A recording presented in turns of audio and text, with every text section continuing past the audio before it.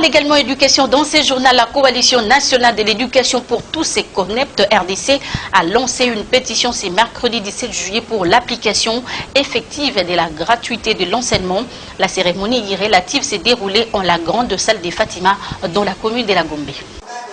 C'est le début d'une mobilisation pour l'obtention de l'application de la gratuité de l'enseignement en RDC. Bien que le chef de l'État a pris une décision de rendre effective la gratuité de l'enseignement dès l'année scolaire 2019-2020, il y a encore à s'inquiéter quant à l'application effective de cette décision lorsqu'on peut lire la circulaire du ministre de l'EPSP.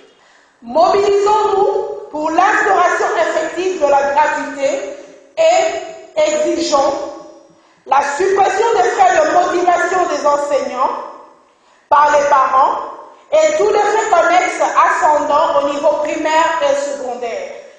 L'État doit pour ce faire accorder un salaire motivant et compétitif aux enseignants. La pétition lancée en ces jours par la coalition est un appel à la mobilisation de tous pour dire non à la prise en charge des enseignants par les parents.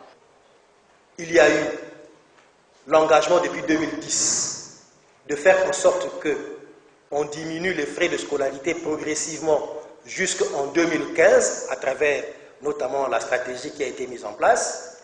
Mais nous avons constaté que plutôt que de diminuer les frais de scolarité dans nos écoles, on continue à augmenter plutôt progressivement jusqu'à asphyxier les parents.